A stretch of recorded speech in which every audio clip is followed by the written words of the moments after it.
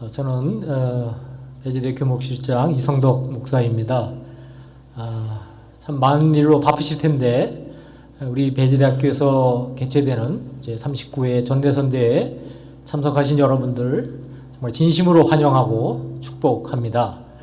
아무쪼록 배재대에 머무시는 동안 편안하시고 또 건강하시고 은혜 충만한 그런 시간이 되시기를 간절히 바랍니다. 저는 이 시간에 아펜젤러의 삶과 정신에 대해서 간단히 말씀 나누고자 합니다.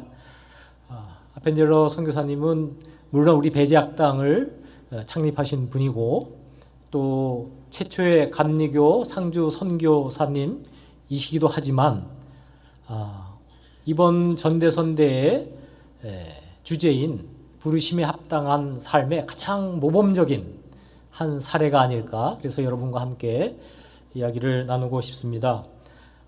아펜젤러 선교사님은 단순한 복음의 선교사뿐만이 아니라 교육 선교사로서 여러분들 가운데도 아마 교수 선교사 파송을 앞두고 계신 분이 계신데 가장 모범적인 사례이고 우리가 배워할 점이 많은 분이라고 생각합니다. 그리고 그분이 우리 한국 근대사회에 끼친 영향은 참으로 지대한데 그거에 비해서 아펜젤러 선교사님에 대해서 잘 모르거나 평가가 너무 낮은, 어떻게 보면 무심한 그런 상황이 아닌가, 이런 아쉬운 마음으로 또 함께 이 아펜젤러의 삶과 정신에 대해서 살펴보는 그런 시간을 갖게 돼서 다행이라고 생각을 합니다. 시간이 없기 때문에 그냥 빨리빨리 우리 아펜젤러의 삶에 대해서 간단히 사진을 보면서 설명하도록 하겠습니다. 아펜젤러 선교사님은 원래 출신이 독일계 스위스인입니다. 지금도 스위스에는 그 아펜젤이라는 도시가 있고요. 그 아펜젤 치즈가 스위스의 3대 치즈 중에 하나라고 합니다. 그 지명, 그래서 거기 지명을 따서 아펜젤러가 되고, 그래서 증조부 때에 미국으로 이제 이민을, 그래서 펜실베니아 사우더턴이라는 곳에 증조부 때 정착을 했죠. 아펜젤러 태어나기 120년 전에 오셔서 원래는 이제 스위스 개혁교회, 독일계 스위스인 개혁교회 출신, 개혁교회로 말하면 이제 장로교로 이해하면 이제 쉬운데요. 그 교회를 다니셨던 분입니다. 그래서 이 웨스트 체스터라는 그 장로 교회를 다녔고 거기에서 학교를 다니면서 그때 풀턴이라는 복음 전도자의 설교를 듣고 회심했다고 합니다. 그래서 그것을 자신의 영적 생일이다. 물론 집안으로는 이제 모태 신앙이지만 실제적으로 자기가 복음의 진리를 깨닫고 회심한 것은 이제 이때다는 것이죠. 그래서 이 학교에서 생활을 하면서 웨스트 체스터라는 게 이제 사범학교인데 이때 다니면서 교사 생활도 잠깐 했다고 합니다. 그런 경험들이 나중에 배재학당을 만들고 가르치는데 큰 도움이 되지 않았을까, 그렇게 생각을 합니다. 그래서 여기를 졸업하고 펜실베니아에 있는 랭커스터에 있는 지역에 있는 프랭클린 앤 마샬 대학에 이제 진학을 하게 됩니다. 그때 이제 이런 새로운 결단을 하게 되는데요. 그 일기에 보면 나에게 꿈이 있다면 그것은 주님께 봉사하는데 나 자신을 온전히 바치는 것이다. 이런 이제 결단을 하면서 이 학교를 이제 다니고 또 랭카스터에 있는 이제 교회를 다니면서 이런 결단, 이런 꿈을 갖게 된 것이죠. 주님께 봉사하는. 근데 이 대학이 프랭클린 앤 마샬 칼리지라는 게 말하자면 리버럴 아츠죠. 그래서 일반적인 교양, 인문적 교양을 주로 가르치는 곳이어서 이 아펜젤러는 이때 이제 다양한 인문학적인 소양을 가진 분이고, 그래서 우리 선교사만 하면 무슨 복음의 열정만 있는 것이 아니라 이런 다양한 그런 인문학적 소양을 갖추신 것이고, 이것도 마찬가지로 이것이 나중에 배재학당의 교사로서 활동할 때 많은 도움이 됐을 것이다, 이렇게 생각을 합니다. 근데 원래 아까 말씀드린 대로 아펜젤러는 이제 장로 개혁교회 출신인데 이 랭카스터에 있으면서 이제 제일 감리교회를 출석하면서 이 감리교회의 자유로운 분위기, 어떤 장로교는 약간 어떻게 보면 좀 경직된 그런 것보다는 자유로운 또 체험을 강조하는 이런 감리교회가 좀 맞아서 여기서 이제 일종의 개종은 아니고 감리교를 이제 이렇게 전향을 합니다. 이곳에서 평생에 이제 반려자가 될 엘리 닷지를 이제 만나게 되는 것입니다. 그래서 여기서 이제 두루 대학으로 가게 되는데 여기 이제 신학 대학이죠. 그래서 뉴저지에 있는 두루 신학 대학에 가서 신학 공부를 하면서 이제 해외 선교에 대한 이제 관심을 갖게 되고, 그래서 이 대학 다니는 동안에 그 커네티컷주 하트포드에서 열린 전국 신학교 연맹 주최의 선교 집회, 주로 해외 선교에 관심 있는 분들, 학생들이 모여서 이제 선교사들의 얘기를 듣고 이제 그런 어떤 결단하는 그런 집회인데, 두루 대학 대표로 가서 이제 여기서 선교사로서의 어떤 길에 자기가 부르심을 받았다는 이제 생각을 갖고, 여기에서 이제 우리가 잘 아는 언더우드를 만나게 됩니다. 그래서 이제 한국 교회가 주류가 이제 장로교회다 보니까 언더우드에 대해서는 많이 아는데, 이제 상대적으로 아펜젤러에 대해서는 좀 적게 안다 이렇게 생각을 하죠. 어쨌든 여기서 그런 이제 선교에 대한 관심을 갖고, 원래는 일본이나 인도 선교사를 꿈꿨는데, 그때 같은 친구였던 워즈워드라는 친구가 이제 조선의 선교사로 이제 지원을 했다. 이제 미 선교부에서 그를 이제 확정을 했는데, 그 과정을 잠깐 얘기하면, 원래 그 가우처라는 사람이 민영익 보빙사로 왔던 민영익을 보고 한국 선교에 대한 필요성을 깨닫고 미 감리교 선교교에 연락해서 일본 주재 선교사였던 맥클레이를 통해서 또 김옥균을 통해서 이제 고종으로부터 선교의 윤허를 받죠. 그때 이제 선교라기보다는 이제 교육과 의료에 국한한 그런 이제 그 자원을 이제 받는 것으로 인정을 받고, 그래서 이제 미 감리교에서 선교사를 이제 모집을 하는데 워즈워드라는 사람이 됐었는데, 그 개인적인 사정으로 이제 못 가게 돼서 아펜젤러가 이것이 그 친구였던 워즈워드가 못 가게 된 걸 그 알고 자기가 조선에 가야 되겠다는 그런 생각, 물론 이제 그 하나님의 부르심이라고 생각을 하죠. 자기의 계획대로 되는 것이 아니라 자기가 전혀 생각하지도 않았던 그 조선을 이제 생각하게 되고, 하나님의 부르심이 때로는 낯선 것이죠. 자기가 계획한 것과 다른 성령의 인도하심이라는 건 항상 내가 원하는 대로 되는 게 아니라 전혀 낯선 방식으로 이제 작동을 하는데, 여기서도 이 아펜젤러가 그걸 받아들이고, 그때 이제 조선으로 간다 그러니까 주위 사람들이 이 조선이라는 나라도 잘 알지도 못하고 오늘날의 한국이 아니죠. 그래서 좀 무식한 미국인 중에는 그 조선에 가면 그 식인종도 있고 그래서 잘못하면 죽을 수도 있다. 거길 왜 가느냐? 뭐 일본이나 인도, 중국 정도는 가야 진짜 제대로 된 부르심이지 어떻게 알지도 못하는 미지의 나라, 위험한 나라에 가느냐? 그런 얘기도 했다고 합니다. 어쨌든 그러나 아펜젤러는 자신의 그 소명, 부르심으로 알고 이제 이 조선에 오게 되죠. 그래서 이제 일본에 도착을 해서 이제 거기서 한 달 머물면서 그 이제 조선에 대한 한국어도 공부하고 뭐 조선의 상황도 알고 여러 가지 준비하면서 놀란 것은, 그때 우리가 잘 알듯이 그 이수정이라는 사람이 이미 거기서 한글로 마가복음을 한글로 번역한 성경책이 있었습니다. 그래서 한국 선교의 역사 중에 놀라운 점이, 우리가 선교사 뭐가 오기 전에 이미 한국 사람들에 의해서 그런 복음의 기초, 성서 번역이 이루어졌다는 거죠. 일본에서 벌어지고 만주, 존 루스의 서상윤 같은 거기에서도 이미 벌어지고, 외국 사람들이 놀란 거죠. 이미 하나님께서 예비하시고 이런 준비하신 것에 이제 놀란 특이한 그 선교지죠. 어쨌든 이제 일본에서 이렇게 도착한 아펜젤러가 이제 한국에 도착을 하는데, 이게 이제 제물포입니다. 불과 한 140년 전에 제물포가 이렇습니다. 한국의 이 상황이라는 것이 정말 놀라운 괄목상대한 발전을 보였음을 우리가 이 사진 한 장만으로도 알 수가 있죠. 근데 이 제물포에서 도착한 그 아펜젤러가 드렸다는 이 기도가 사실은 아펜젤러 선교사의 말하는 미션 스테이트먼트죠. 자기가 한국에서 뭘 할 건가. 이제 여기에 다 녹아 있다고 생각을 합니다. 우리 한번 읽어볼까요? 약간 졸리신 것 같은데 우리 같이 한 목소리로 한번 읽겠습니다. 시작.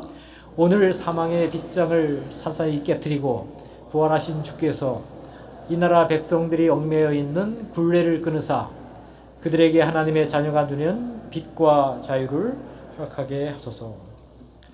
여기에 다 있죠. 사망의 빗장이라는 것은 영적인, 신앙적으로 말하면 우리가 무지한, 그죠? 영적으로 어두운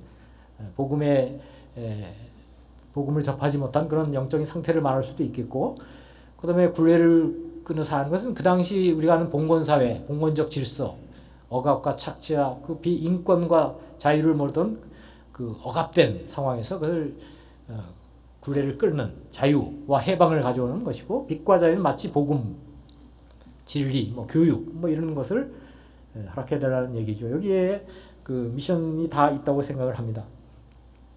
초기 이제 배제학당 양반들 갓쓰고 있는 거죠.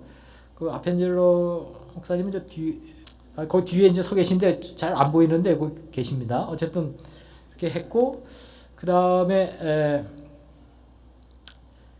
이 배제학당이 자랑스럽게 생각하는 것이 이제 고종이 이름이 아펜젤로 선교사님이 지은 것이 아니라 이 고종이 내려줬다는 거죠. 이름을 줘서 현판을 내렸는데 이걸 이제 사액했다는 거죠. 이것은 이 당시 성리학적 세계에 살고 있던 조선에서는 왕이 서원을 이렇게 인정해서 일종의 공인한 거죠. 해서 이제 사액을 내리는데 그게 많지가 않았습니다. 그 유명한 공인된 서원만 있어서 그것은 이제 국가가 인정했다는 그런 의미인데요.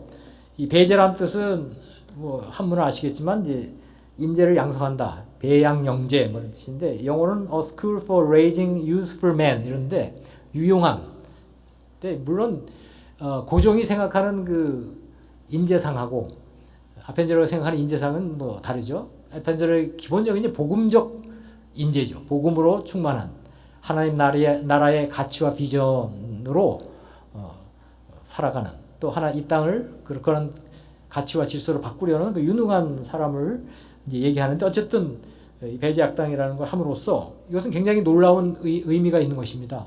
우리가 잘 알듯이 서양 문물을 사학이라고, 삿대한 학문이라고 해서 배척하고 외국인을 배척했던 그 조선에서 왕이 직접 이것을 인정하는 이렇게 현판을 내렸다는 거, 이름도 줘주고, 이것은 새로운 성리학적 완고한 체제였던 조선의 균열이 생긴 거죠. 거기에 새로운 학문이 들어가고 복음이 들어가고 새로운 문명, 신문화가 들어가면서 이 배제학당은 그 당시로 말하면 동서문명의 교차로이고 신문화의 발상지다. 그래서 그걸 우리 배제학당 자랑스럽게 생각하고, 이것이 단순한 이제 복음이라는 것이 단순한 영적인 문제가 아니라 전인적인, 우리의 육신적인 또 정신적인 어떤 문화, 정치, 사회, 경제적인 모든 분야에 있어서 온전한 회복과 구원과 해방을 얘기하는 그런 의미에 있어서 중요한 역할을 했던 것이고, 그래서 이제 배제학당을 조선 최초의 르네상스식 건물이라고 합니다. 여기서 이제 세웠는데, 이 건물에는 물론 교실도 있고 도서관도 있고 교사 사무실도 있고, 더 중요한 것은 그 지하에 그 산업부라고 해서 그곳에 인쇄 출판소를 만들었다는 거죠. 이것이 이제 정말 중요한 역할을 하는데, 그 이제 출판사 이름이 산문 출판사라고 합니다. 산문, 세 가지 언어, 3 languages. 그래서 한글, 한문, 영어로 된 책들. 그러니까 영어로 책들은 이제 서양의 문물을 받아들이고 이제 번역해서 한글로 내고, 또 한문은 여전히 양반들, 사대부들에게는 이제 한문이 중요하기 때문에 한문 서적도 내고, 중국에서 출판한 그런 기독교 한문 서적들을 여기서 다시 출판하기도 하고, 한글로 또 한글 많은 대중들을 위해서 이제 한글 서적을 많이 냈습니다.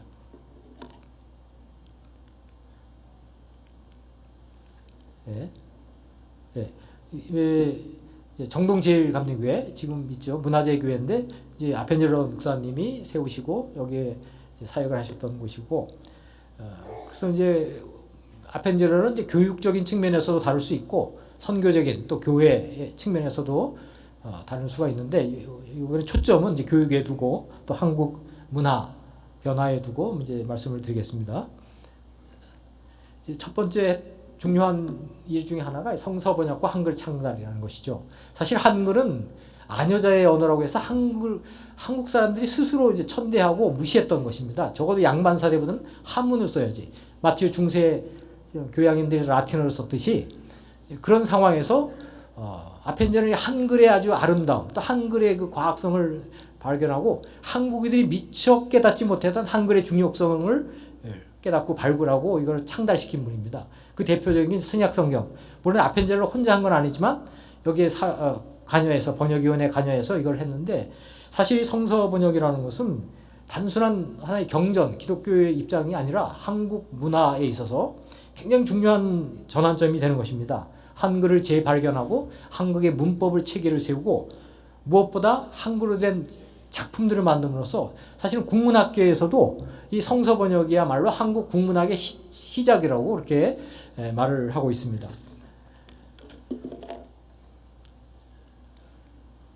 다음에 보면 이 문서성교, 아까 말한 산문출판사에서 여러 책들을 번역을 했습니다. 기독교 서적뿐만이 아니라 서양의 문물들을 소개하는 책들을 했는데 그 중에 대표적인 이제 철로역정, 존 버년이 쓴 철로역정인데요. 이것은 성서 다음으로 많이 읽혀진 책이라고 하죠. 이것을 이제 번역을 해서 이제 기독교를 전했는데 한번 그림을 보십시오. 이 철로역정의 사파를 보면 이게 조선시대 등장인물을 토착화시킨 겁니다. 그만큼 이 아펜젤러는 복음을 전하되 그 문화와 토양 속에서 잘 적합할 수 있는, 적응할 수 있는 그런 방식으로 전했다는 것을 볼 수가 있습니다. 같은 복음의 씨앗이지만 토양은 다 다르잖아요. 같은 복음이라도 어디에 떨어지냐. 독일 게르만족에 떨어졌을 때는 그 독일식 같은 그런 식의 기독교가 생기고 또 아프리카나 남미나 또 우리가 아시아에 떨어졌을 때는 그 복음이 다른 모양으로 풍토가 과일도 그렇듯이 씨앗이 똑같은 씨앗이지만 풍토에 따라 맛이 다르듯이 이런 한국적인 생각을 갖고 이런 식으로 했다는 것도 굉장히 놀라운 그 선교 방법이었다 이렇게 생각합니다. 그리고 무엇보다 이 복음 전파로 앞서갔던 이 권서인 책을 권면한다. 물론 이제 성경이나 쪽복음이나 기독교 관련 서적들이나 아니면 뭐 교양서적, 좀 철로역정 같은 거 이런 걸 이제 팔면서 일종의 문맹 퇴치 내지는 한글 보급 운동을 했을 뿐만 아니라 계몽 운동도 했는 것이죠. 그래서 이걸 통해서 기독교가 한국 사회에 많은 문화적인 영향을 끼쳤던 것이고요. 그 다음에는 문화적인 활동뿐만 아니라 정치적으로 그 당시 우리나라는 굉장히 강대국 주변에서 풍전등화 같은 상황이 있었는데 그 민주의식, 시민의식, 민족의식을 이제 함양하고 그들로 하여금 그런 주체적인 삶을 살도록 이제 교육을 했고 특히 배제학당의 학생회였던 그 협성회를 통해서 많은 민주의식을 했습니다. 토론회, 회의법, 한국에서 있지 않았던 그런 민주적인 의사결정 과정, 토론, 연설 이런 것도 가르쳤고 특히 아펜젤러 목사님은 서재필 박사를 초청해서 배제학당에서 그 특별 강연을 해서 그 당시 세계 정세, 세계 지리, 정치제도, 뭐 임금만이 있는 것이 아니라 세계는 의회도 있고 여러 가지 민주적인 절차로 그런 다양한 국가 형태가 있다는 것을 가르쳐주고 민주의식을 깨치고 이때 이승만 대통령이 이런 협성회 활동에 적극적이었고 특히 서재필 박사의 이런 특별 강연, 정치 강연에 굉장히 예민하게 반응했다고 그럽니다. 그래서 독립협회 활동도 같이 협성회 출신들이 대부분 독립협회 활동을 했고 독립협회의 다양한 활동 중에 이 독립문을 세우는 거죠. 여기 원래 영웅문 자리인데 중국의 사신들이 올 때 여기서 왕이 나가서 무릎 꿇고 환대하던 것이 영접하던 어떻게 보면 사대주의의 어떤 상징적인 장소였는데 이것을 허물고 여기다 독립문을 세울 때 배제학당 학생들이 가서 성가대 찬양 합창단을 찬양도 하고 아펜젤러 가서 여기서 강연을 하고 그래서 조선인의 그 의식 민족 의식 깨우치고 교회의 어떤 배제학당의 역할 이런 것 그리고 외국인 주한 외국인들 조선에 온 많은 외국인들이 어떻게 조선을 위해서 어떻게 기여할 것인가에 대해서 아주 열변을 토했던 그런 장소이기도 합니다. 그래서 우리가 하는 독립신문 이것이 이게 출판이 어려울 때는 배제 악당에 있던 산문 출판소에서의 독립신문을 발간했다고 합니다. 그래서 이 서재필이 이제 이 독립협회 활동하다가 이제 추방되면서 이제 이 편집자가 없을 때 아펜젤러가 대신 이거 맡아서 하다가 윤치호한테 넘겨주고 이것을 계속 발간하도록 측면에서 지원했던 분이 바로 아펜젤러였다. 이 부분들을 우리가 사실은 잘 일반 역사에서 가르쳐주지도 않고 잘 모르는 부분인데 아펜젤러가 밑에서 이런 많은 물밑에서 이런 역할을 했다는 거, 자기는 자기를 드러내지 않으면서도 많은 사람들을 인재들을 세워서 진짜 섬기는 마음으로 이들을 했던 진정한 섬김의 리더였다는 것이죠. 또 선교사들 사이에서도 갈등이 많고, 여러분 선교사들이 사명감이 있다 보니까 소신들이 강하다 보니까 고집들이 있죠. 여러분 다음에 선교 현장에 나오면 느끼겠지만 선교사들이 이게 화합이 쉽지가 않습니다. 근데 아펜젤러가 언더우드는 성격이 좀 불같고 굉장히 좀 적극적인데 아펜젤러는 부드러운 리더십. 그래서 선교사들 사이 갈등이 생길 때 다 좋아하고 아우르는 역할을 했던 게 아펜젤러였다. 그래서 알렌이라는 사람이 우리가 아는 제중원을 맡는 의사로서 이제 왔다가 이제 외교관으로 신분을 바꿨죠. 그래서 주한미 대사관 영사 공사까지 했던 분인데 이 양반이 선교사에서 굉장히 비판적인 글을 많이 썼어요. 우리가 하면 선교사는 굉장히 이상적으로 그러지만 현실 속에서 자기가 냉정한 눈으로 자기도 선교사의 일원이었던 사람으로서 선교사들이 융통성도 없고 때로는 무식하고 뭔가 소통을 못하는, 그래서 상당히 불만이 많았는데 아펜젤러만큼 칭찬했어요. 아펜젤러는 그래도 좀 엘리트적이고 공부도 뭔가 이렇게 지식도 있고 품이 넓고 선교사들 갈등이 생기면 항상 밑에서 그걸 중재하면서 화해했던 사람으로, 알렌이 유일하게 비판하지 않은 사람이 아펜젤러입니다. 그거를 볼 때 이 아펜젤러의 리더십을 우리가 다시 한번 생각할 수 있고, 어쨌든 이 만민공동회는 그 협성에 배제 악당에서 키워진 그 젊은 사람들이 국가에 대한 그 어떤 애국심, 민족의식으로 그 당시 러시아가 저령도, 지금의 부산의 영도죠. 거기를 자기들의 그 기지로서, 그래서 배를 거기다 세워서 거기서 석탄을 공급하는 그 장소를 쓰려고 했을 때 이제 들고 일어나서 많은 사람들이 그 러시아의 침탈을 규탄하고 거부하고, 그래서 밤새 철야 집회였습니다. 요즘 말하면 뭐 촛불 집회 뭐 비슷한 거죠. 그래서 밤새워서 한 2만 명이 모였다고 합니다. 종로에. 그때 그 배제 악당에서 그 민주적인 훈련, 그 대중 연설을 훈련했던 그 협성의 멤버들이 가서 일장 연설을 하고 막 그랬는데 그 중에 아주 뛰어났던 연설가가 바로 이승만이라고 합니다. 이승만이 여기서 연설함으로써 대중적인 어떤 지지를 받고, 그래서 정부의 굉장히 주요 요인, 아주 주 감찰 요인이 돼서 나중에는 결국 그것 때문에 이제 한성 감옥에 이제 갇히게 되는 것이죠. 네, 넘겨주세요. 예. 왼쪽에 있는 게 이승만입니다. 그 여러분들 보시 오른쪽이죠. 근데 이 한성 감옥에 있을 때 이제 놀라운 여러 가지 변화가 일어나는데, 사실 이승만이 배제 악당에 온 것은 자기가 이제 조선 이씨 왕족으로서 굉장히 좀 좌절감에 빠져 있죠. 그러다가 이제 신학문을 통해서 뭔가 자기의 꿈을 펼치려고 배제 악당에 와서 굉장히 야심이 많은 사람이죠. 야심이 많은 사람인데 정치적인 야심도 있고, 복음을 사실은 내면적으로 인격적으로는 어떤 변화를 가져왔다고 보기는 어렵고, 비로소 이 감옥에서 진정한 회심을 하게 됩니다. 회심을 하게 되는데, 이때 감옥에 갇혔을 때 아펜젤러 목사님이 계속 찾아와서 필요한 옷도 넣어주고, 뭐 먹을 것도 주고, 그 다음에 책들, 특별히 뭐 성경과 영어 사전, 외국 서적들을 넣어서 여기서 이승만이 영어를 배웠다고 합니다. 엄청난 영어를 배워서 자기가 사전까지, 영어 사전까지 만들려고 했고, 나중에 이제 1904년에 감옥에서 나와서 미국 유학 갈 때 상당한 영어 실력이 있었고, 선교사들을 통해서, 물론 자기가 감옥에서 엄청난 영어 공부를 했고, 그것이 많은 미국에서 적응하고 빨리 공부할 수 있었던 이제 밑바탕이 됐던 것이죠. 그리고 더 중요한 것은 이곳에서 이 독립정신이라는 책을 씁니다. 이 책에 대해서 뭐 굉장히 높이 평가하는 사람도 많이 있죠. 젊은 이승만이 여기서 국제정세를 다 생각하면서, 그것이 바로 배제 악당 협성회, 서재필 박사를 통해서 또 아펜젤러를 통해서 세계 인식을 하면서 가졌던 그런 지식이 기반이 됐던 것이죠. 그래서 아펜젤러 목사님이 지금 젊은 이승만이 1899년에서 1904년까지 한성감에 갇혔는데 아펜젤러 선교사는 1902년에 이제 돌아가십니다. 이따가 나중에 설명할 텐데 아펜젤러 선교사님이 돌아가셨다는 소식을 듣고 자기의 영적인 멘토, 스승이었던 거기에 대한 너무나 애절한 고통스러움에 1년이 아니라 하루 반을 거의 이틀을 음식을 끊고 곡기를 끊고 울었다고 합니다. 울면서 자기 스승을 그리워하고 기도하면서 그렇다고 합니다.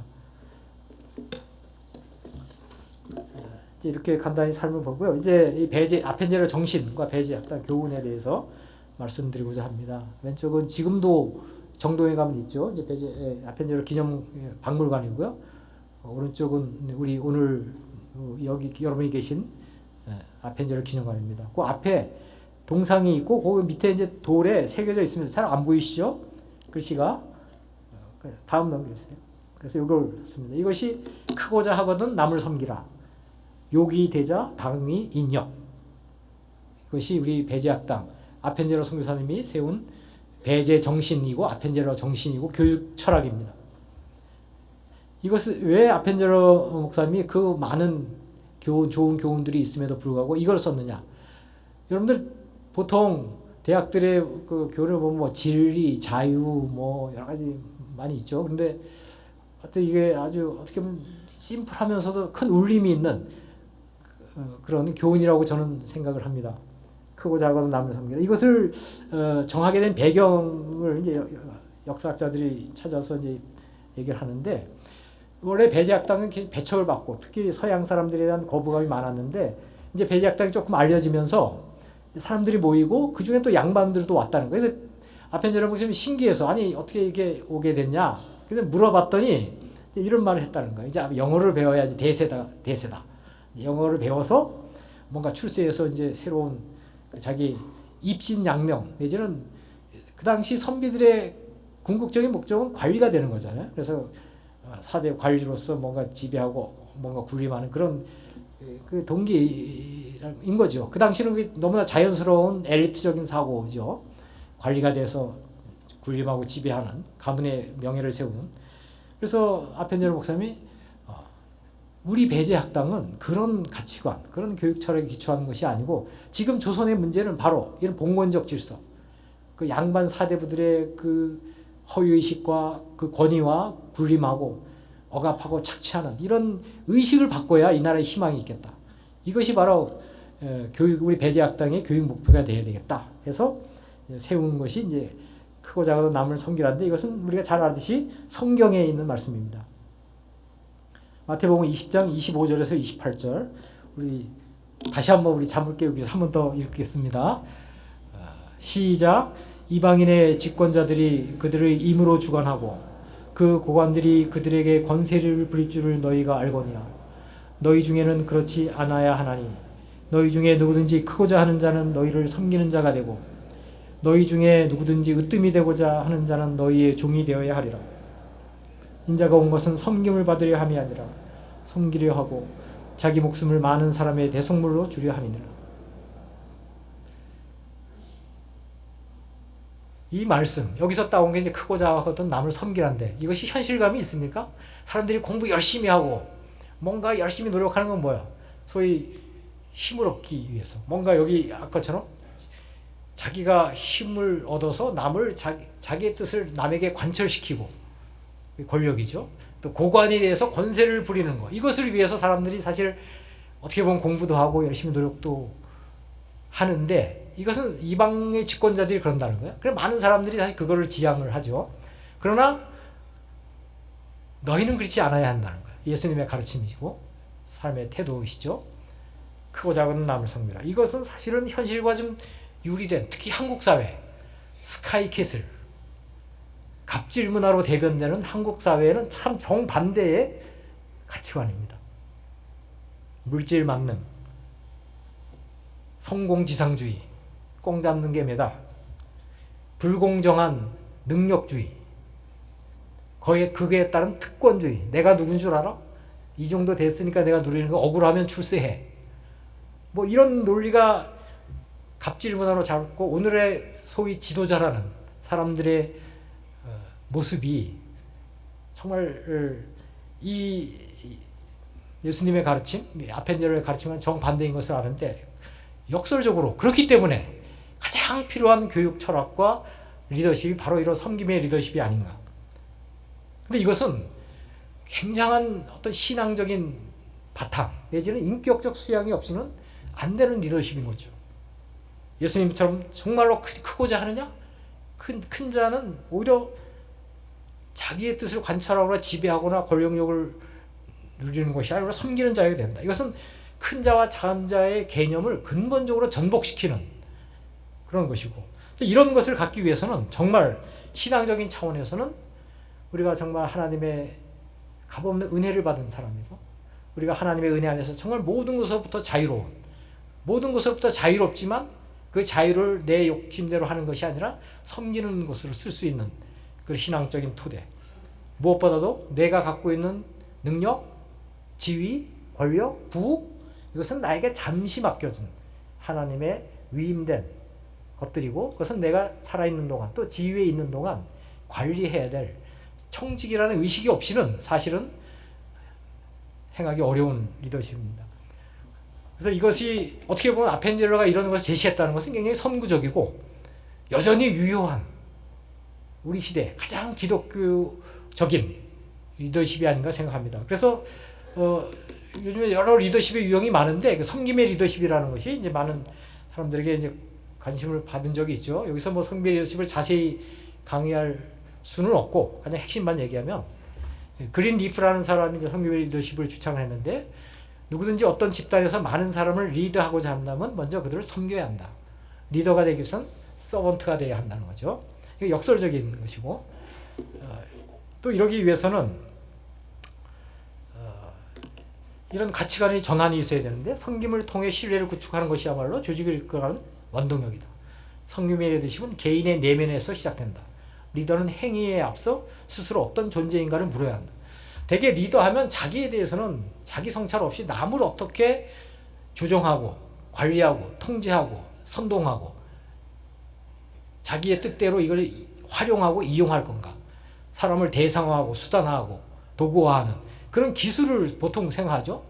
자기의 성찰이 없고 내가 무엇을 하기 전에 나는 어떤 존재인가를 물어야 되는 거예요. 나는 어떤 존재이고 나는 어떤 가치관을 갖고 내가 삶의 의미가 뭐고 인간에 대한 이해가 뭐고 진정한 힘이라는 것을 어떻게 생각하고 있는가에 대한 가치의 전환이 이루어야 되는데, 이런 것은 안 하고 하나의 테크닉적인 기술적인 걸 얘기하는데, 그래서 성경의 내용을 뒤집는데 이것이야말로 가장 기독교적인 복음적이고 예수님이 말씀하셨고 아펜젤러가 생각했던 리더십이 아닌가 이렇게 생각을 합니다. 그래서 성경의 리더십은 우리는 어떻게 영향력을 얻는가, 이 권력의 문제와도 연관이 되는데, 나하덱 켈턴이라는 사람은 이 사람이 이제 권력에 대한 굉장히 많은 연구를 한 사람인데, 선한 권력의 탄생이라는 책에서 이런 말을 합니다. 권력은 되게 움켜쥐고 독점하고 뭐 권력은 누구와 나눌 수 없다고 얘기하는데, 그것은 아주 단기적인 관점에서는, 그리고 마키아벨리적 관점에서는 맞지만 장기적이고 영원한 어떤 직위를 떠났을 때도 지속되는 영향력으로 봤을 때는 아주 단견인 이해라는 것이죠. 그래서 이 사람이 이렇게 이제 얘기를 했는데, 권력은 나눌수록 커진다는 거, 이게 역설적인 거죠. 권력은 모든 관계와 상호작용 안에 존재하고, 권력은 공감으로 유지하고, 권력은 나눔으로 유지한다. 권력의 남용은 공감의 상실과 독점에서 발생하고 결국은 권력의 붕괴로 이루어진다. 뭐 여기서 이제 자세하게 말씀 없지만 이런 정신, 이것을 이제 성경적인 차원이 아니라 일반적인 어떤 심리학적인 사회과학적 차원에서의 섬김의 리더십과 그 권력에 대한 이제 이해로 얘기하는데, 이것도 그래서 단순히 크고 작은 남을 섬기라는 것이 굉장히 공허하고 이상적인 것 같지만 가장 현실적으로 유효한 긴 관점에서, 아까 우리 목사님 설교에서는 큰 그림, 메타 나라티브의 틀 안에서는 가장 유효한 리더십이 될 수 있다는 거. 우리가 그냥 단기적인 관점에서 보는 게 아니라, 그런 면에서 아펜젤러 선교사님은 섬김의 리더십의 선구자다. 140년 전에 이미 한국 사회의 가장 병폐가 그런 리더십, 성공지상주의, 공정하지 못한 능력주의, 특권의식을 한국 사람이 어떤 그 당시에 양반 사대부에서 봤던 그것을, 그런 유전자를 보셨는지 이미 앞서서 이런 교훈을 세우셨다는 거예요. 이것은 정말 우리 배제가 진여할 가장 가치, 교육의 가치이고 보배이고, 이것은 배제뿐만이 아니라 모든 대학에, 한국의 지금 대학, 참된 교육, 참된 인간 교육, 참된 리더 교육이 부재한, 너무나 세속적이고 통속적이고 속된 그런 이 대학의 현실 속에서 여전히 유효한 우리 가치가 아닌가, 그렇게 생각을 합니다. 아펜젤로 선교사님은 16년, 거의 16년 동안 생활하시고 안식년을 이제 두 번째 가셨는데, 이것이 돌아가시기 전 1년 전에 이제 미국에 가서 찍었던 가족 사진입니다. 한국에 오실 때는 27살의 젊은 청년, 아주 멋있고 생기가 있고 늠름했던 분이 10년 동안에 너무나 자기의 에너지를 다 한국에 쏟아 놓으셔가지고 처음에 두 번째 안식년을 봤을 때 친구들이 보고 놀랬답니다. 이 아펜젤러가 맞느냐? 어떻게 이렇게 머리는 휘어지고 초로의 노인처럼 이렇게 초췌해졌는가? 그래서 안쓰러워하고, 그래서 갈 때 말렸답니다. 이제 끝나고 가려고 하니까 사람들이, 야, 이제 충분히 했다. 이제까지 조선에 가서 그 정도 했으면 됐지. 이제는 미국에 남아서 이제 안정된 직장도 있고, 또 자기가 목회 자리나 아니면 교단의 어떤 선교 자리를 알아볼 테니까 이제 머물라고, 그렇게 다들 친구들이 말렸다고 합니다. 그때 아펜젤러가 이런 말을 남겼다고 합니다.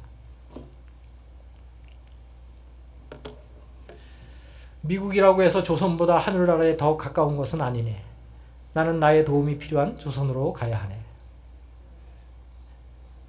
아펜젤러는 이런 하나님의 부르심, 그 자기를 기다리는 그 배지 악당의 그 초롱초롱한 그 학생들의 눈망울, 또 그 고난 속에서 그 교회에서 위로 찾고 희망을 찾는 많은 교인들을 생각하니까 자기는 미국에 남아있을 수가 없고, 결국 이러나 저러나 우리는 결국 하나님의 부르심을 받고 이제 끝날 텐데, 어디에서 산들, 하나님 나라가 어디에 살면 더 가깝고 어디에 살면 더 멀겠느냐, 이런 마음으로 한국으로 돌아오셨습니다.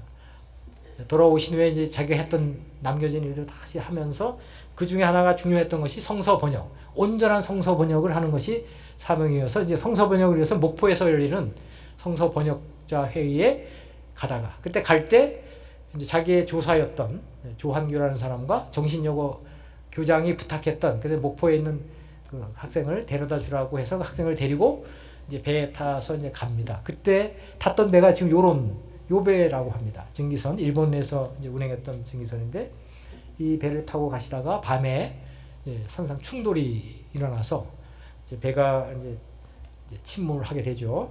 그 장소가 어디냐면 군산 앞바다 어청도입니다. 지금 여기가 이제 등대도 있고요.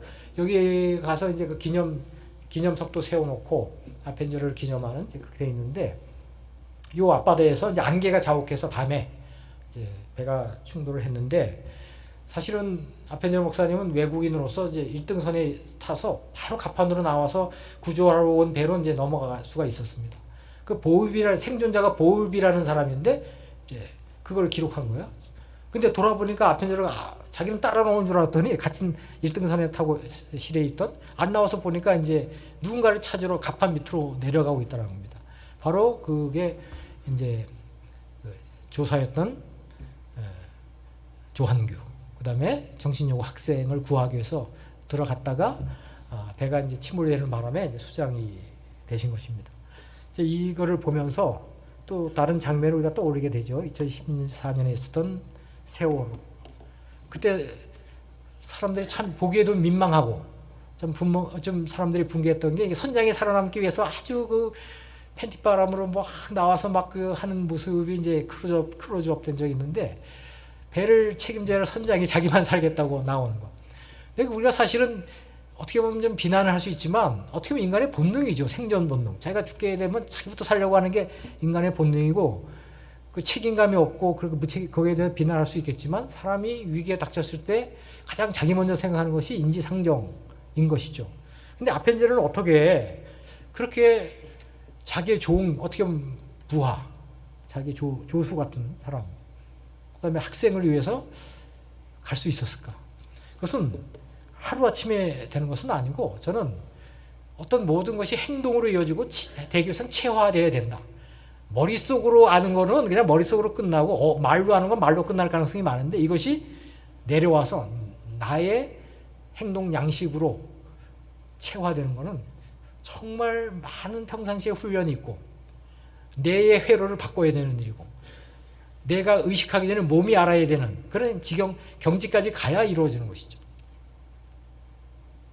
김수환 추기경이 이런 말을 했습니다. 자기는 사제로서 오랫동안 했었는데, 사랑이란 말, 너무나 흔한 말, 진보한 말, 낡은 말, 그래서 더 이상 감동이 없는 말이, 이 머릿속에 있던 말이 가슴으로 내려오는데 30년이 걸렸답니다. 정말 사랑하면 느껴지는 그 말, 누구나 말은 하지만 가슴으로 여기서 여기까지 한 10cm도 몇십 안 되는 내려오는데 30년이 걸렸다는 말을 하는 거 제가 봤습니다.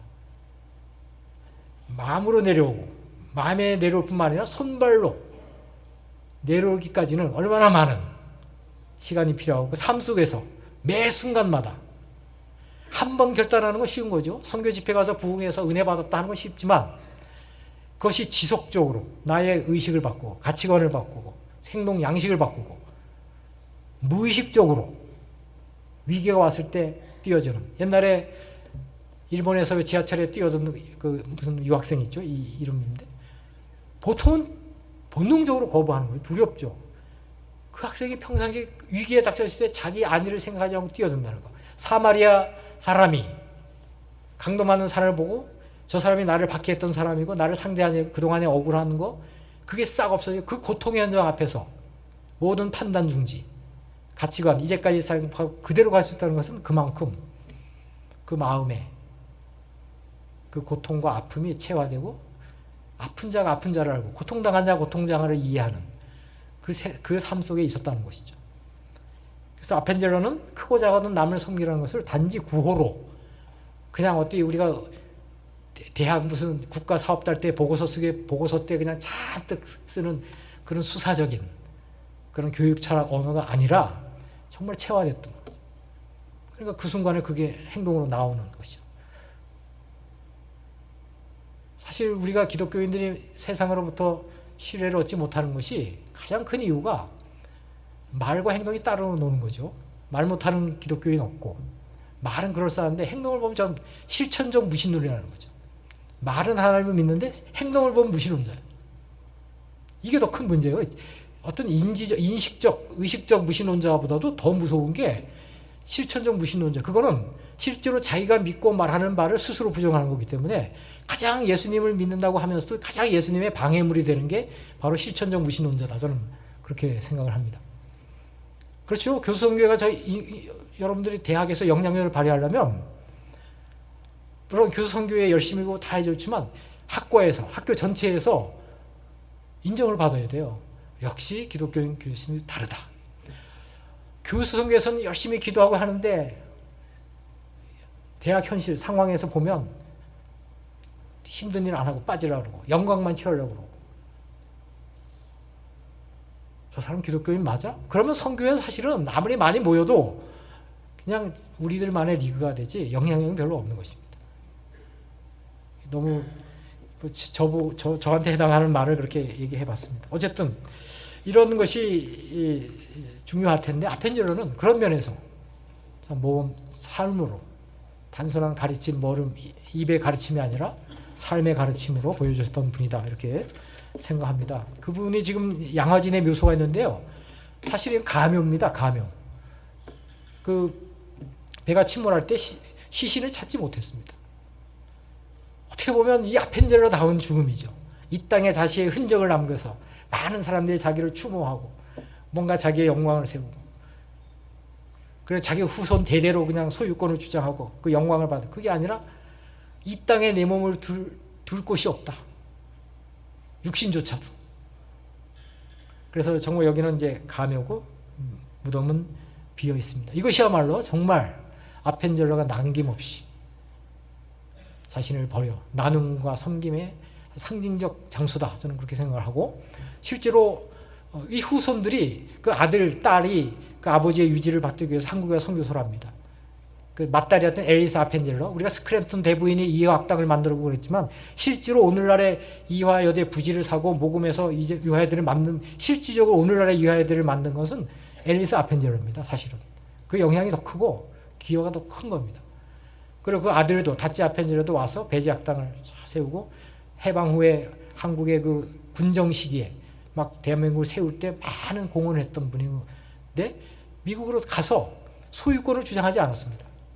그 배제 학당은 오롯이 한국인에게 돌려주고, 그래서 배제 학당은 배제 동창들, 졸업생들, 감리교 적금, 그렇지 후손들이 전혀 소유권 행사하지 않고 철저하게 양도한, 깨끗하게 그런 선교사입니다. 나눔과 섬김의 모범인 것입니다. 마지막으로 우리 한번 저기 아펜젤로 목사님의 죽음 속에 구현된 섬김의 정신. 아펜젤로 전기를 쓴 그리피스라는 사람, 이 사람 조용한 아침의 나라라는 책을 쓴 사람이죠. 아펜젤로 전기도 썼는데 이분이 이렇게 말을 했습니다. 한국인의 절실한 필요를 채워주고 한국의 정신적, 사회적, 정치적 질병을 치료하기 시작했다. 전인적 구원입니다. 선교사로 나갈 때 복음을 전해서 교회를 세우는 것도 중요하지만 사실은 전인적 치료, 해방, 구원을 가져오는 선교해야 된다. 저는 그렇게 생각합니다. 단순한 사람이 영적, 물적이라는 구분이라는 게 사실은 상호 연관된, 상호 의존적 관계, 상호 연관 속에 있는 거지, 분리될 수는 없는 거예요. 구별은 할 수 있고, 언어적으로 구별은 하지만 실질적으로 분리될 수 없는 것이죠. 한 영혼을 사랑한다면 그대의 물질적 토대를 사랑하지 않을 수가 없는 것이죠. 아펜젤은 바로 그렇게 했다는 것이죠. 그런 조선에 와서 배제학당 감리교회 조선의 자주 독립을 위해 나눔과 섬김의 삶을 사셨다. 그는 마지막 죽음도 그가 사랑했던 조선을 위해 아낌없이 내어놓았다. 어청도 아파트의 순종. 그는 사람이 한 친구를 위해 자기 목숨을 버리면 이보다 더 큰 사랑이 없다는 말씀을 그대로 실행하셨습니다. 그의 죽음은 나눔과 섬김과 사랑의 산 증거였다. 그리고 아펜젤의 죽음을 회고하면서 추도 예배 드릴 때 어떤 목사님이 말하기를 한 알의 밀알이 땅에 떨어져 그대로 있으면, 죽지 않으면 그대로 있지만 죽으면 많은 열매를 맺는다. 바로 아펜젤로 목사님이 그 죽음, 어떻게 보면 허망한 죽음일 수도 있지만 그 죽음이 한국 사회에 끼친 영향, 교육, 선교, 교회, 어떤 사회 전반적인 끼친 영향이 참으로 크다.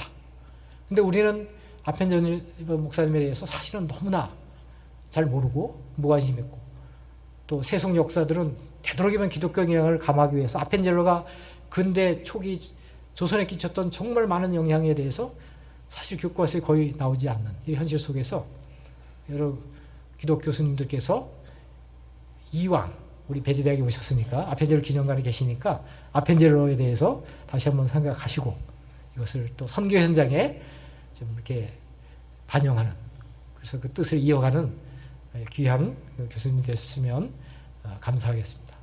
경청해 주셔서 감사합니다.